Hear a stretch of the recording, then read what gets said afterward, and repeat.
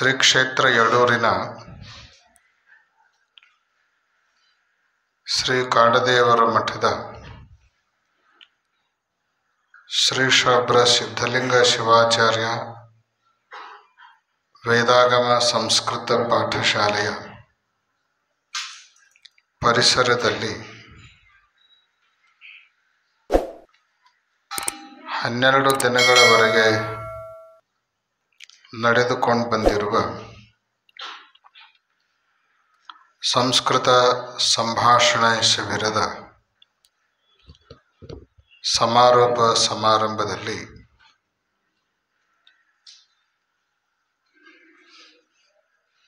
ಉದ್ಬೋಧಕ ವಿಚಾರಗಳನ್ನು ಪ್ರಸ್ತುತಪಡಿಸಿ ನಿಮ್ಮೆಲ್ಲರಿಗೆ ಸಂಸ್ಕೃತ ಸಂಭಾಷಣೆಯನ್ನು ಕಲಿಸಿಕೊಟ್ಟಿರುವಂತಹ ಸಂಸ್ಕೃತ ವಿದ್ವಾಂಸರು ನಿರರ್ಗಳವಾಗಿ ಸಂಸ್ಕೃತದಲ್ಲಿ ಮಾತನಾಡೋದನ್ನು ಕಲಿಸಲಿಕ್ಕೆ ಸಮರ್ಥಶಾಲಿಗಳಾದ ರಾಮಕೃಷ್ಣ ಮಹೋದಯವರೇ, ಅವ್ರ ಜೊತೆಗೆ ತಮ್ಮ ಹಲವು ರೀತಿಯ ಸಾಮಾಜಿಕ ಸೇವೆಗಳೊಂದಿಗೆ ಶಿಬಿರದಲ್ಲಿ ಪಾಠ ಪ್ರವಚನವನ್ನು ನೀಡಿರುವಂತಹ ಸಿದ್ದು ಮಹೋದಯವರೇ, ಪಾಠಶಾಲೆಯ ಪ್ರಾಚಾರ್ಯರಾದ ಶ್ರೀಶೈಲ ಶಾಸ್ತ್ರಿಗಳವರೇ, ಇನ್ನೋರ್ವ ಪ್ರಾಚಾರ್ಯರಾದ ಬಸು ಶಾಸ್ತ್ರಿಗಳವರೇ,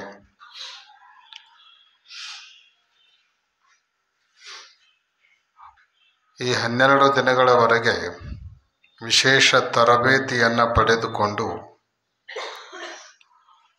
ಸಂಭಾಷಣೆ, ಲಘು ನಾಟಕ, ಸಂಖ್ಯೆ, ಸಮಯ ಇತ್ಯಾದಿಗಳನ್ನು ಅತ್ಯಂತ ಸುಂದರವಾಗಿ ಪರಿಚಯ ಮಾಡಿ ಪ್ರದರ್ಶನ ಮಾಡಿರುವಂತಹ ಎಲ್ಲ ವಿದ್ಯಾರ್ಥಿಗಳೇ, ಶಿಬಿರದಲ್ಲಿ ಪಾಲ್ಗೊಂಡಿರುವಂತಹ ಸಮಸ್ತ ಶಿಬಿರಾರ್ಥಿಗಳೇ,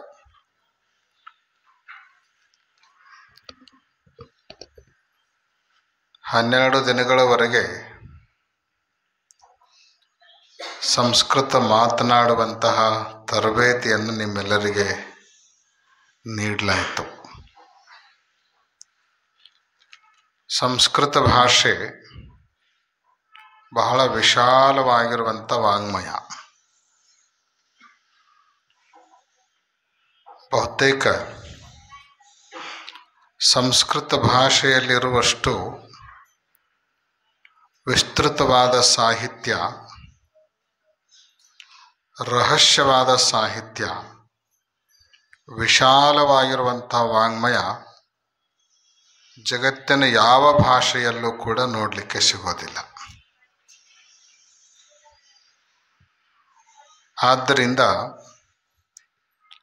ಸಂಸ್ಕೃತವನ್ನು ಚೆನ್ನಾಗಿ ಅಭ್ಯಾಸ ಮಾಡಬೇಕು ಅಂದರೆ ಒಮ್ಮೊಮ್ಮೆ 12 ವರ್ಷಗಳೂ ಕೂಡ ಕಡಿಮೆ ಅಂತ ಅನ್ನಿಸ್ತಾವೆ.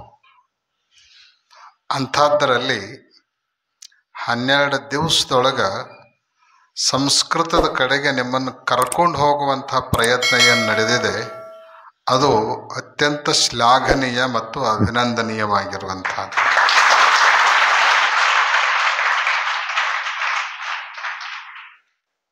ಇದು ಸಂಸ್ಕೃತದ ಒಂದು ದಡ. ಇನ್ನೊಂದು ದಡಕ್ಕೆ ನೀವು ಹೋಗಬೇಕು ಅಂದರೆ ಇದೇ ಪ್ರಾರಂಭ. ಪ್ರಾರಂಭನೇ ಮಾಡಲಿಲ್ಲ ಅಂದ್ರೆ ಸಾಧನೆ ಮಾಡಲಿಕ್ಕೆ ಸಾಧ್ಯ ಇಲ್ಲ. ಅದಕ್ಕಾಗಿ ಅಲ್ಪಾರಂಭಂ ಕ್ಷೇಮಕರಃ, ಆರಂಭ ಅಲ್ಪ ಆಗಿದ್ರೂ ಕೂಡ ಭವಿಷ್ಯದ ದೃಷ್ಟಿಯಿಂದ ಅದು ಅತ್ಯಂತ ಒಳ್ಳೆಯದು ಮತ್ತು ಉಜ್ವಲವಾದದ್ದು. ಆ ಹಿನ್ನೆಲೆಯಲ್ಲಿ ಈ ಶಿಬಿರ ಅತ್ಯಂತ ಸಾರ್ಥಕ ಅನ್ನುವಂಥ ಮಾತುಗಳನ್ನು ಮೊಟ್ಟ ಮೊದಲು ನಾವು ಹೇಳಲಿಕ್ಕೆ ಬಯಸ್ತೇವೆ. ಯಾವುದೇ ಒಂದು ಭಾಷೆಯನ್ನು ನಮ್ಮದಾಗಿಸಿಕೊಳ್ಬೇಕು ಅಂದ್ರೆ ಆ ಭಾಷೆಯನ್ನು ಹೆಚ್ಚು ಹೆಚ್ಚು ಕೇಳಬೇಕು, ಆ ಭಾಷೆಯನ್ನು ಹೆಚ್ಚು ಹೆಚ್ಚು ಓದಬೇಕು, ಆ ಭಾಷೆಯನ್ನು ಹೆಚ್ಚು ಹೆಚ್ಚು ಬಳಸಬೇಕು. ಅಷ್ಟೇ ಅಲ್ಲ, ಮುಂದುವರೆದು ಅದೇ ಭಾಷೆಯಲ್ಲಿ ನಾವು ಯೋಚಿಸೋದನ್ನು ಶುರು ಮಾಡಬೇಕು.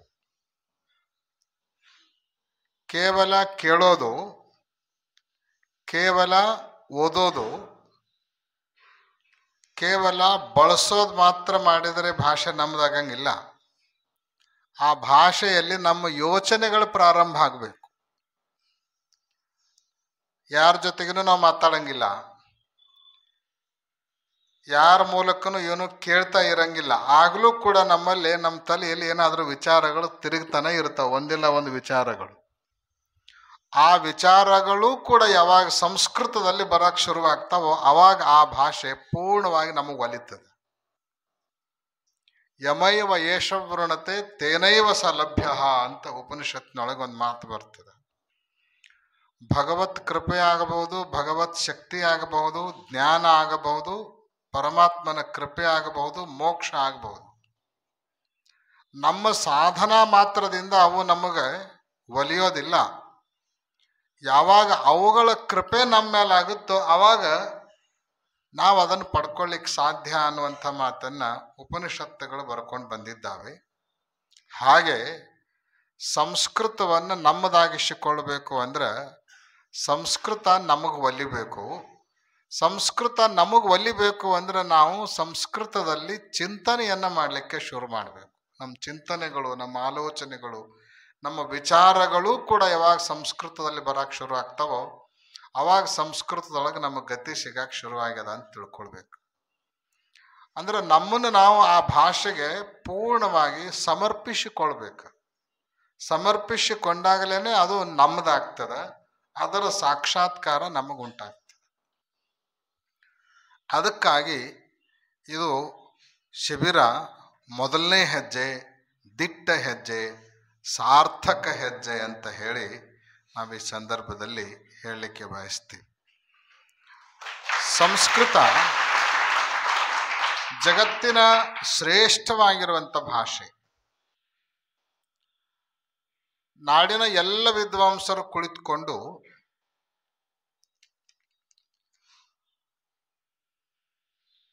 ಆಧುನಿಕವಾದ ಒಂದು ಚರ್ಚೆಯನ್ನು ಮಾಡಲಾಗಿ ಕಂಪ್ಯೂಟರ್ಕ್ಕೆ ಜಗತ್ತಿನಲ್ಲಿರುವಂಥ ಎಲ್ಲ ಭಾಷೆಗಳನ್ನು ವಿಶ್ಲೇಷಣೆ ಮಾಡಿ ಕಂಪ್ಯೂಟರ್ಕ್ಕೆ ಸೂಕ್ತವಾದದ್ದು ಯಾವ ಭಾಷೆ ಅಂತ ಹೇಳಿ ಬಹಳಷ್ಟು ಜನ ಎಲ್ಲ ಕುಳಿತುಕೊಂಡು ವಿಚಾರ ಮಾಡಿ ಅಂತಿಮವಾಗಿ ನಿರ್ಣಯ ಮಾಡಿದ್ದೇನು ಅಂದ್ರೆ ಕಂಪ್ಯೂಟರ್ಕ್ಕೆ ಅತ್ಯಂತ ಸೂಕ್ತವಾದ ಭಾಷೆ ಯಾವುದು ಅಂದ್ರೆ ಸಂಸ್ಕೃತ ಅಂತ ನಿರ್ಣಯ ಮಾಡಿದ್ರು. ಯಾಕೆ ಅಂತ ಕೇಳಿದರೆ ಸಂಸ್ಕೃತದಲ್ಲಿ ಏನು ಬರಿತೀವೋ ಅದನ್ನೇ ಉಚ್ಚಾರ ಮಾಡ್ತೀವಿ, ಆಮೇಲೆ ಏನು ಉಚ್ಚಾರ ಮಾಡ್ತೀವೋ ಅದನ್ನೇ ಬರಿತೀವಿ. ಅಂದ್ರೆ ಬರೆಯುವ ಭಾಷೆ ಒಂದು ಬೇರೆ, ಮಾತನಾಡುವ ಭಾಷೆ ಒಂದು ಬೇರೆ ಇರಲ್ಲ ಸಂಸ್ಕೃತದಲ್ಲಿ. ಆದರೆ ಬೇರೆ ಬೇರೆ ಭಾಷೆಗಳಲ್ಲಿ ನಾವು ಮಾತಾಡೋದೇ ಒಂದಿರ್ತದೆ, ಆದ್ರೆ ಬರೆಯೋದೇ ಒಂದಿರ್ತದೆ. ಬರವಣಿಗೆ ಭಾಷೆ ಬೇರೆ, ಆಡುವ ಭಾಷೆ ಬೇರೆ ಆಗಿರ್ತದೆ. ಈವನ್ ಇಂಗ್ಲಿಷ್ ಭಾಷೆಯನ್ನು ಕೂಡ ತೆಗೆದುಕೊಂಡ್ರೆ ಈಗ ನಾವು ಹೇಳಿದ್ದನ್ನು ಕಂಪ್ಯೂಟರ್ ಬರಿಬೇಕು, ಆಮೇಲೆ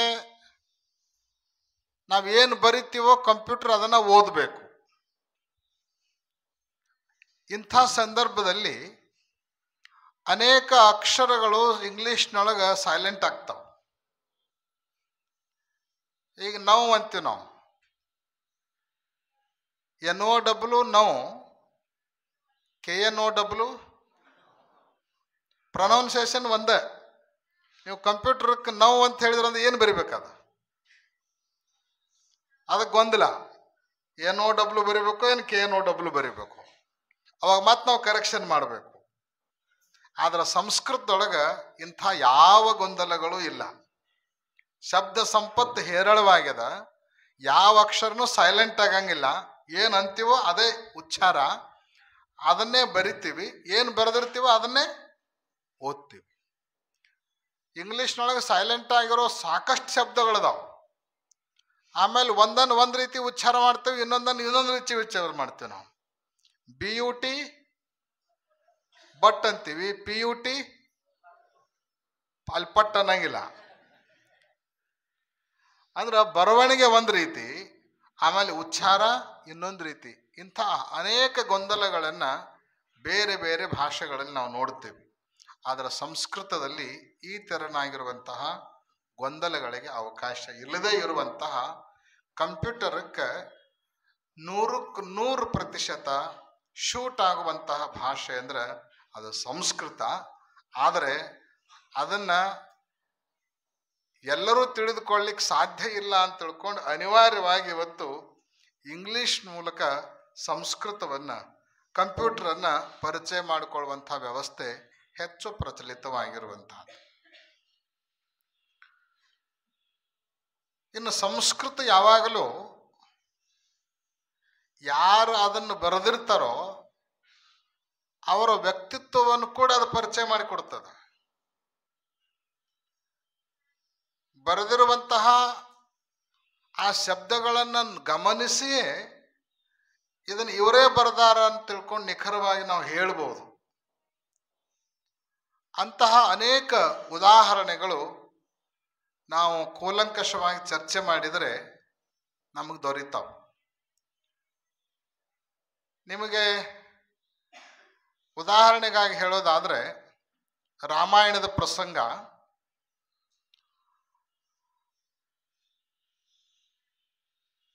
ಸೀತೆ ಅಶೋಕ ವನದಲ್ಲಿರೋದನ್ನು ಹನುಮಂತ ಪತ್ತೆ ಹಚ್ಚಿದ.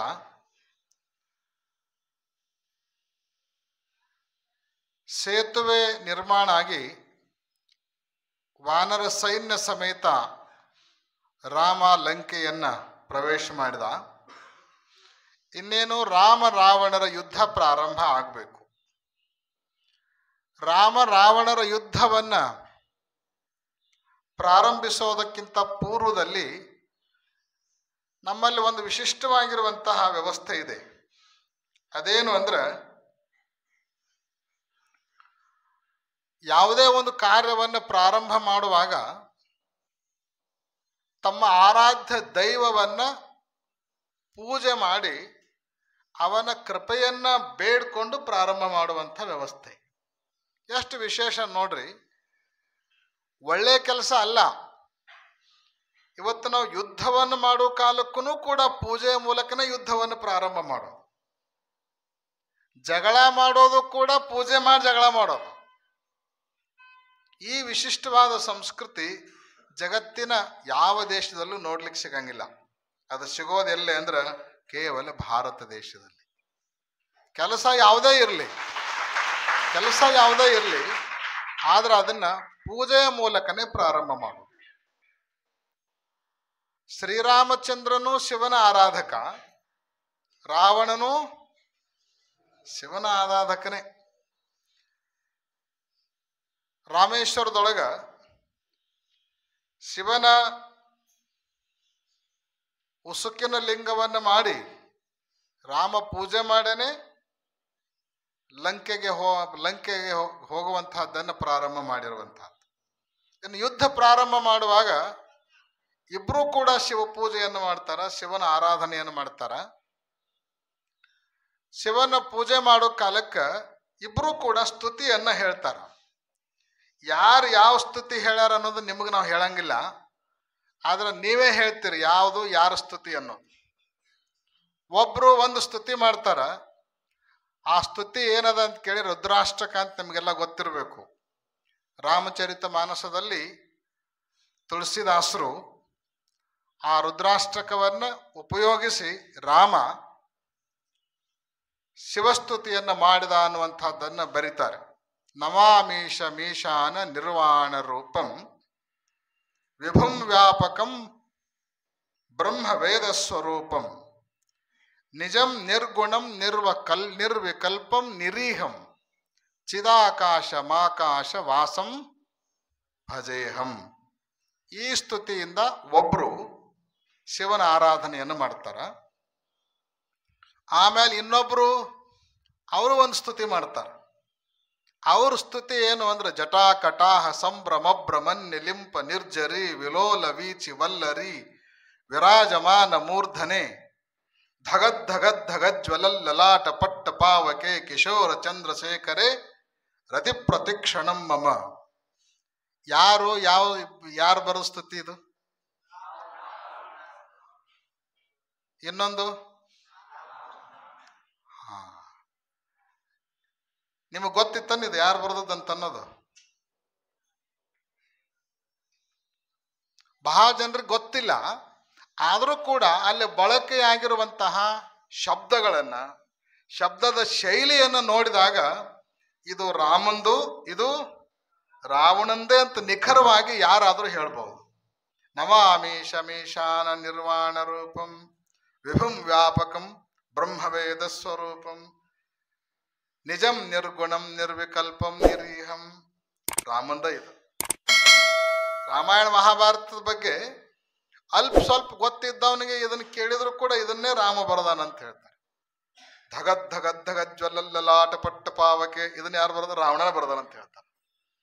ಅಂದ್ರೆ ಗೊತ್ತಿರದೇ ಇರುವವರು ಕೂಡ ಇಂಥವರೇ ಬರದಾರ ಅಂತ ಹೇಳೋದಕ್ಕೆ ಸಾಧ್ಯ ಅನ್ನೋ ಮಟ್ಟದಲ್ಲಿ ಭಾಷೆಯ ವೈಶಿಷ್ಟ್ಯ ಅದು ಯಾವ ಭಾಷೆಗಿದೆ ಅಂದ್ರೆ ಸಂಸ್ಕೃತ ಭಾಷೆಗೆ ಇರುವಂತಹದ್ದು ಅನ್ನೋದನ್ನು ಇದರಿಂದ ನಾವು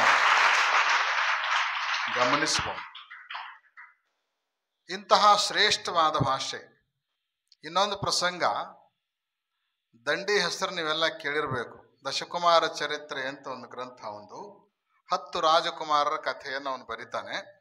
ಅದರೊಳಗೆ ವಿಶ್ರುತ ಅನ್ನುವಂಥ ರಾಜಕುಮಾರನ ಒಂದು ಪ್ರಸಂಗವನ್ನು ಬರೆಯೋ ಕಾಲಕ್ಕೆ ಯಾವುದೋ ಒಂದು ಆಘಾತದಲ್ಲಿ ವಿಶ್ರುತ ತನ್ನ ತುಟಿಗೆ ಗಾಯವನ್ನು ಮಾಡಿಕೊಂಡು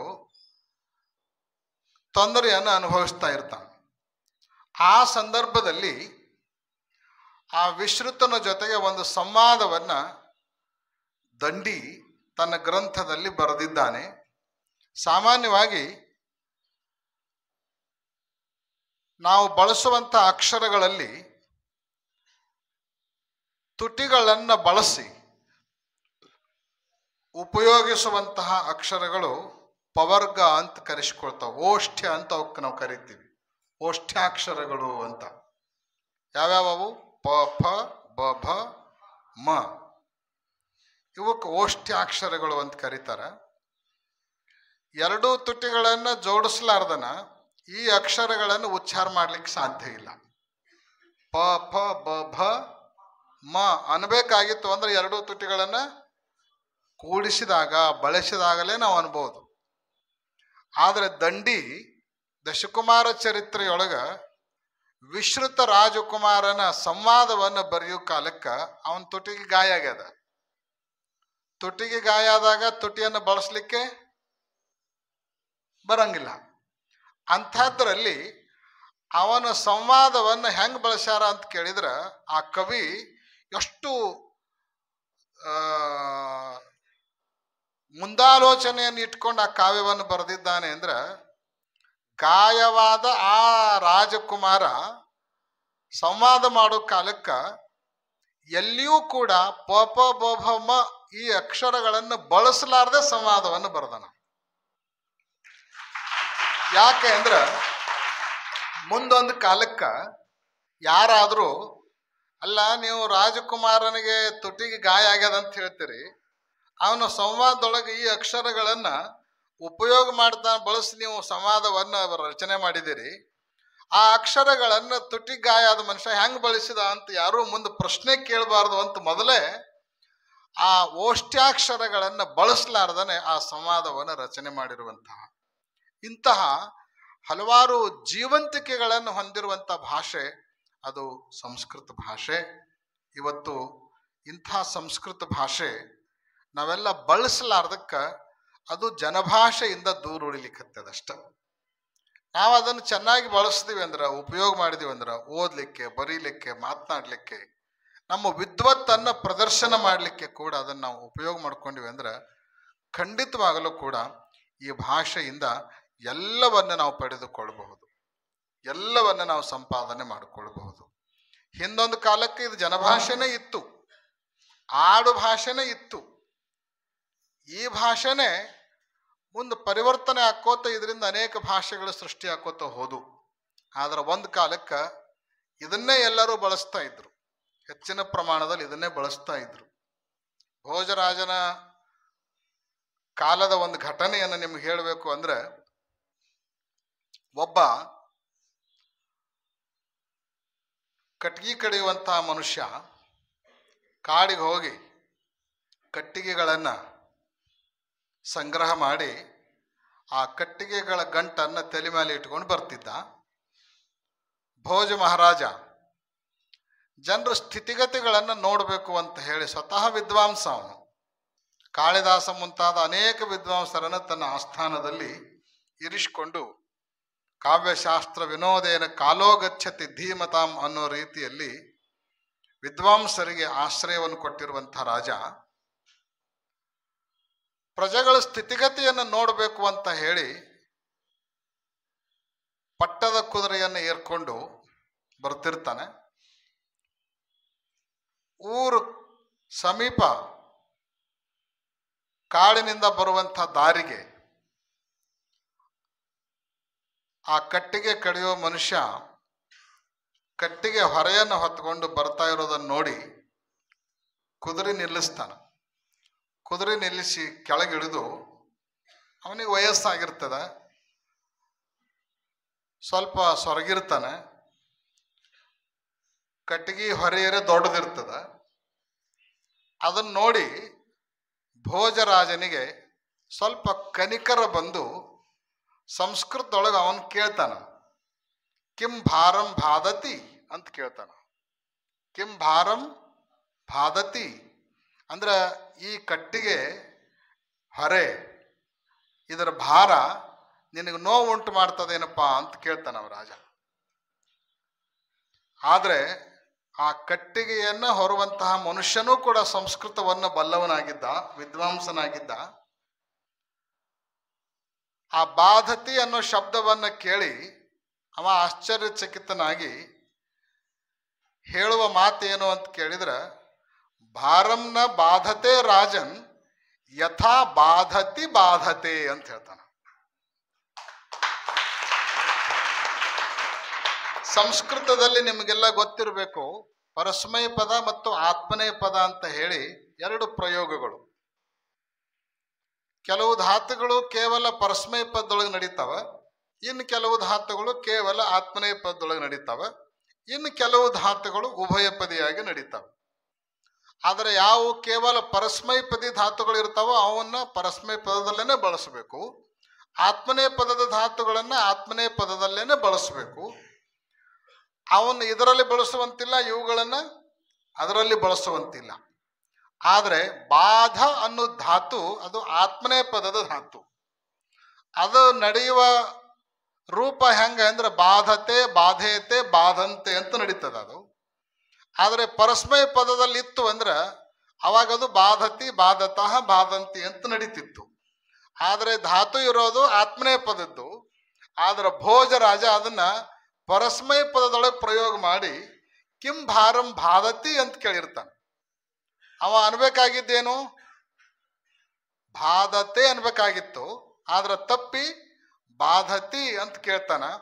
ಅವಾಗ ಆ ಕಟ್ಟಿಗೆ ಹೊರುವ ಮನುಷ್ಯ ಏನು ಹೇಳ್ತಾನಂದ್ರ, ಹೇ ರಾಜ, ನನಗೆ ಕಟ್ಟಿಗೆಯ ಭಾರ ನೋವು ಕೊಡ್ತಾ ಇಲ್ಲ, ಆದ್ರೆ ಬಾಧತೆ ಅನ್ಬೇಕಾಗಿರುವಂಥ ನೀನು ಬಾಧತಿ ಅಂದೆಲ್ಲ, ಅದು ಅದಕ್ಕಿಂತಲೇ ಹೆಚ್ಚಿನ ನೋವು ನನಗೆ ಕೊಡಾಕತ್ತೈತಿ ಅನ್ನುವಂಥ ಮಾತನ್ನ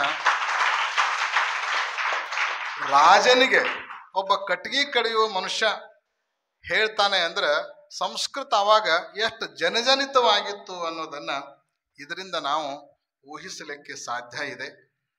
ಆ ಮಟ್ಟದಲ್ಲಿ ಇವತ್ತು ಸಂಸ್ಕೃತವನ್ನು ಕೊಂಡೊಯ್ಯಬೇಕು ಅಂದ್ರೆ ಕೇವಲ ಒಂದು ಶಿಬಿರ ಮಾಡಿದರೆ ಸಾಲದು. ಇದು ಕೇವಲ ಸಂಭಾಷಣ ಶಿಬಿರ. ಆದರೆ ಮುಂದಿನ ದಿನಮಾನಗಳಲ್ಲಿ ಪ್ರಶಿಕ್ಷಣ ಶಿಬಿರವನ್ನು ಕೂಡ ಏರ್ಪಾಟು ಮಾಡಿ ನಮ್ಮ ಪಾಠಶಾಲೆ ವಿದ್ಯಾರ್ಥಿಗಳು ಮಾತನಾಡೋದನ್ನು ಮಾತ್ರ ಕಲಿಬಾರದು, ಪ್ರಸಂಗ ಬಂದ್ರೆ ಸಂಭಾಷಣಾ ಶಿಬಿರಗಳನ್ನು ಕಂಡಕ್ಟ್ ಮಾಡುವ ತರಬೇತಿಯನ್ನು ಕೂಡ ನಮ್ಮ ಪಾಠಶಾಲೆ ವಿದ್ಯಾರ್ಥಿಗಳು ಪಡ್ಕೊಳ್ಬೇಕು. ಆ ರೀತಿಯಲ್ಲಿ ಸಂಸ್ಕೃತದ ತರಬೇತಿ ಇಲ್ಲಿಯ ವಿದ್ಯಾರ್ಥಿಗಳಿಗೆ ದೊರೆಯಬೇಕು ಅನ್ನುವಂತಹದ್ದು ನಮ್ಮ ಆಶಯ. ಆ ಆಶಯಕ್ಕೆ ಅನುಗುಣವಾಗಿ ಮುಂಬರುವ ದಿನಮಾನಗಳಲ್ಲಿ ನಮ್ಮ ರಾಮಕೃಷ್ಣ ಮಹೋದಯವರು, ನಮ್ಮ ಸಿದ್ದು ಮಹೋದಯವರು ಪುನಃ ಸ್ವಲ್ಪ ದಿನಗಳ ನಂತರ ಬಂದು ಆ ಶಿಬಿರವನ್ನು ಕಂಡಕ್ಟ್ ಮಾಡಿ ವಿದ್ಯಾರ್ಥಿಗಳನ್ನು ಆ ದಿಶೆಯಲ್ಲೂ ಕೂಡ ಪ್ರೇರೇಪಿಸಬೇಕು, ಪಳಗಿಸಬೇಕು, ಜ್ಞಾನವನ್ನು ನೀಡಬೇಕು ಅನ್ನುವಂಥ ಮಾತನ್ನು ಅವರಿಗೆ ತಿಳಿಯಪಡಿಸಿ, ನಿಜವಾಗಲೂ ನಮ್ಮ ರಾಮಕೃಷ್ಣ ಮಹೋದಯವರು ಭಾಳ ಚೆನ್ನಾಗಿ ಪಾಠ ಮಾಡ್ತಾರೆ. ಯಾರಾದರೂ ಕಲಿಬೇಕು ಅಂತಂದ್ರೆ ಕಲಿಯೋರ್ನಲ್ಲ, ಕಲೀಲಾರ್ದವ್ರನ್ನ ಸಹಿತ ಕಲಿಸುವಂಥ ಶಕ್ತಿ ಅವರಲ್ಲಿ ಐತಿ. ಬಿಡುದಿಲ್ಲ ಅವರು. ಯಾರಿಗೆ ಬರಂಗಿಲ್ಲ ಅಂತಾರಲ್ಲ, ಅವರನ್ನು ಮೊದಲು ಕರೆದು ಅವರಿಗೆ ಕಲಿಸುವಂತಹ ಒಂದು ಚಾಣಾಕ್ಷತನ, ದೃಢವಾದ ಸಂಕಲ್ಪ ಅದು ನಮ್ಮ ರಾಮಕೃಷ್ಣ ಮಹೋದಯವರಲ್ಲಿದೆ. ಆಮೇಲೆ ಬೆಳಗ್ಗೆ ಶುರು ಮಾಡಿದ್ರು ಅಂದ್ರೆ ದಣಿವರಿಯದೆ ಸಾಯಂಕಾಲದವರೆಗೂ ಪಾಠವನ್ನು ಮಾಡುವಂತಹ ಒಂದು ನಿಷ್ಠೆ ಅವರಲ್ಲಿದೆ. ಈ ವರ್ಷ ಸಿದ್ದು ಮಹೋದಯವರು ಕೂಡ ಬಂದಿದ್ದು ಸುವರ್ಣಕ್ಕೆ ಸುಗಂಧ ಇಟ್ಟಂಗ ಈ ಶಿಬಿರಕ್ಕೆ ಒಂದು ಹೊಸ ಸೌಂದರ್ಯವನ್ನು ತಂದು ಕೊಟ್ಟಿದೆ. ಅವರ ಮೂಲಕನೂ ಕೂಡ ಅನೇಕ ವಿದ್ಯಾರ್ಥಿಗಳು ಸಾಕಷ್ಟು ಸಂಗತಿಗಳನ್ನು ಕಲಿತುಕೊಂಡಿದ್ದಾರೆ. ಇದೇ ರೀತಿ ವರ್ಷದೊಳಗೆ ಒಂದು 2-3 ಶಿಬಿರಗಳನ್ನು ಮಾಡಿದರೆ ನಿಜವಾಗಲೂ ನಮ್ಮ ಸಂಕಲ್ಪ ಅದು ಪೂರ್ಣ ಆಗ್ತದೆ ಅನ್ನುವಂತಹ ಒಂದು ಭಾವನೆಯನ್ನು ಈ ಸಂದರ್ಭದಲ್ಲಿ ವ್ಯಕ್ತ ಮಾಡಿ, ಈಗ ಸಾಮಾನ್ಯವಾಗಿ ಯಾವುದೇ ಒಂದು ಕಾರ್ಯಕ್ಕೆ ಆದಿಮಂಗಲ, ಮಧ್ಯಮಂಗಲ, ಅಂತ್ಯಮಂಗಲ ಅಂತ 3 ಮಂಗಲ ಇರ್ತಾವಂತ. ಹಂಗೆ ಈ ಪಾಠಶಾಲೆಯ ಪ್ರಾರಂಭದಲ್ಲಿ ಇದು ಸಂಭಾಷಣಾ ಶಿಬಿರ ಆದಿಮಂಗಲ, ಇನ್ನು ಮಧ್ಯದಲ್ಲಿ ಒಂದು ಸಮಯ ತಕ್ಕೊಂಡು ಬಂದು ಮಧ್ಯಮಂಗಲ ಮಾಡಬೇಕು. ಆಮೇಲೆ ಕೊನೆಗೆ ಮತ್ತು ವರ್ಷಾಂತ್ಯಕ್ಕೆ ಅಂತ್ಯಮಂಗಲವನ್ನು ಮಾಡಿ ಹುಡುಗರನ್ನ ಕಳಿಸಿಕೊಟ್ರೆ ಮನ್ಯಾಗ ಸಹಿತ ಅವರು ಅದನ್ನೇ ಬಳಸಲಿಕ್ಕೆ, ಪ್ರಸಂಗ ಬಂದ್ರೆ ತನ್ನ ತಂದೆ ತಾಯಿಯಂದರಿಗೆ, ತಮ್ಮ ಸ್ನೇಹಿತರಿಗೆ, ತಮ್ಮ ಪರಿವಾರದವರಿಗೂ ಕೂಡ ಪ್ರೇರಣೆಯನ್ನು ಕೊಡುವ ಮಟ್ಟದಲ್ಲಿ ಅವ್ರನ್ನ ತಯಾರು ಮಾಡಿ ಕಳಿಸಿದ್ರೆ ಈ ಸಂಸ್ಕೃತ ಎಲ್ಲ ಕಡೆಗೆ ಬೆಳೀತದ, ಹಬ್ತದ. ಅದಕ್ಕೆ ತಯಾರಿಯನ್ನು ನಾವು ಮಾಡ್ಕೊಳ್ಳೋಣ ಅನ್ನುವಂಥ ಮಾತನ್ನು ಈ ಸಂದರ್ಭದಲ್ಲಿ ವ್ಯಕ್ತ ಮಾಡಿ, ಅನೇಕ ವಿದ್ಯಾರ್ಥಿಗಳು ಅಲ್ಪ ಸಮಯದಲ್ಲಿಯೇ ಲಘು ನಾಟಕಗಳನ್ನು, ಸಂಭಾಷಣೆಗಳನ್ನು, ಅನೇಕ ಮಾಹಿತಿಗಳನ್ನು ನಿಮಗೆಲ್ಲ ನೀಡಿದ್ದಾರೆ. ಅದು ಸಮಯದ ಮಾಹಿತಿ ಆಗಿರ್ಬೋದು, ಅವಯವದ ಮಾಹಿತಿ ಆಗಿರ್ಬೋದು, ಹಾಸ್ಯ ಪ್ರಸಂಗಗಳಾಗಿರ್ಬೋದು, ಕಾಯಿಪಲ್ಯಗಳ ಪರಿಚಯ ಆಗಿರ್ಬೋದು, ಇಂಥ ಅನೇಕ ಪ್ರದರ್ಶನವನ್ನು ಚೆನ್ನಾಗಿ ಮಾಡಿದ್ದಾರೆ. ಅವರು ಇನ್ನೂ ಹೆಚ್ಚಿನ ತರಬೇತಿಯನ್ನು ಪಡ್ಕೊಂಡು ಹೆಚ್ಚು ಜ್ಞಾನವನ್ನು ಪಡೆದುಕೊಳ್ಬೇಕು ಅನ್ನುವಂತಹ ಕರೆಯನ್ನು ಅವ್ರಿಗೂ ಕೂಡ ಕೊಡ್ಮಾಡ್ತಾ ಎಲ್ಲ ವಿದ್ಯಾರ್ಥಿಗಳು ಸಂಸ್ಕೃತದಲ್ಲೇ ಮಾತನಾಡಲಿಕ್ಕೆ ಇವತ್ತಿನಿಂದ ಪ್ರಾರಂಭ ಮಾಡಬೇಕು. ತಪ್ಪುಗಳಾಗ್ತವ, ನಡೆಯುವವರೇ ಎಡ್ಬೋದು, ಕುಂತವ್ರೇನು ಎಡವಂಗಿಲ್ಲ. ಅದಕ್ಕೆ ತಪ್ಪುಗಳಾದರೂ ಪರವಾಗಿಲ್ಲ, ಆ ತಪ್ಪುಗಳನ್ನು ಸರಿಪಡಿಸಿಕೊಂಡು ಮತ್ತೆ ಸರಿ ಮಾಡ್ಕೋತ ಸಾಗಿದಾಗಲೇ ಆ ಭಾಷೆಯನ್ನು ನಾವು ನಮ್ಮದಾಗಿಸ್ಕೊಳ್ಳಿಕ್ಕೆ ಸಾಧ್ಯ ಆಗ್ತದೆ. ಈಗೊಂದು ನೀವು 2-3 ತಿಂಗಳು ತಪ್ಪು ಮಾಡ್ರಿ, ಆ ತಪ್ಪುಗಳನ್ನು ಸುಧಾರಣೆ ಮಾಡಕ್ಕೆ ಮತ್ತೆ ಬರ್ತಾರೆ ರಾಮಕೃಷ್ಣ ಮಹೋದಯವರು, ಸಿದ್ದು ಮಹೋದಯವರು. ಅವನು ಮತ್ತೆ ಸರಿ ಮಾಡ್ತಾರೆ, ಅವನು ಸರಿ ಮಾಡ್ಕೊಂಡು ಮತ್ತೆ ಮುಂದುವರಿಯಕ್ಕೆ ಸಾಧ್ಯ ಆಗುತ್ತೆ ಅನ್ನುವಂತಹ ಕಿವಿ ಮಾತನ್ನು ನಿಮ್ಮೆಲ್ಲರಿಗೆ ತಿಳಿಯಪಡಿಸಿ, ಈ ಪಾಠದ ಪ್ರಾಚಾರ್ಯರಾಗಿರುವಂಥ ಶ್ರೀಶೈಲ ಶಾಸ್ತ್ರಿಗಳವರು ನಿಮಗೆಲ್ಲ ಒಳ್ಳೆಯ ಪ್ರೇರಣೆಯನ್ನು ನೀಡಿ ಈ ಸಂಸ್ಕೃತ ಸಂಭಾಷಣೆ ಮಾಡಲಿಕ್ಕೆ ಸಾಕಷ್ಟು ವ್ಯವಸ್ಥೆಯನ್ನು ಇಲ್ಲಿ ಮಾಡಿಕೊಟ್ಟವರಾಗಿದ್ದಾರೆ. ಸಂಭಾಷಣಾ ಶಿಬಿರ ಮುಗಿದ ಕೂಡಲೇ ಇನ್ನೇನು ಮುಗಿತಪ್ಪ ಸಂಸ್ಕೃತದ ಕಿರಿಕಿರಿ ಅಂತ ಹೇಳಿ ಕನ್ನಡ ಶುರು ಮಾಡುವಂತಿಲ್ಲ. ಸಂಸ್ಕೃತೊಳಗನೆ ಮತ್ತೆ ಮುಂದುವರಿಬೇಕು. ಅದನ್ನು ಕಟ್ಟುನಿಟ್ಟಾಗಿ ನಿಮ್ಮ ಗುರೂಜಿಯವರು ನಿಮಗೆಲ್ಲ ಮಾರ್ಗದರ್ಶನ ಮಾಡ್ತಾರೆ. ಸದಾದಾರಿಯೊಳಗೆ ನೀವೆಲ್ಲ ಸಾಗಬೇಕು ಅನ್ನುವಂಥದ್ದನ್ನು ತಿಳಿಯಪಡಿಸಿ ಈ ಪಾಠಶಾಲೆಯ ಹೆಸರು ಎಲ್ಲ ಕಡೆಗೆ ಬೆಳೆದುಕೊಂಡು ಬರಲಿಕ್ಕೆ, ಅಭಿವೃದ್ಧಿ ಆಗಲಿಕ್ಕೆ ನಮ್ಮ ಶ್ರೀಶೈಲ ಶಾಸ್ತ್ರಿಗಳವರ ಶ್ರಮ ಅದು ಅಭಿನಂದನೀಯ ಅನ್ನುವಂಥ ಮಾತುಗಳನ್ನು ಕೂಡ ಈ ಸಂದರ್ಭದಲ್ಲಿ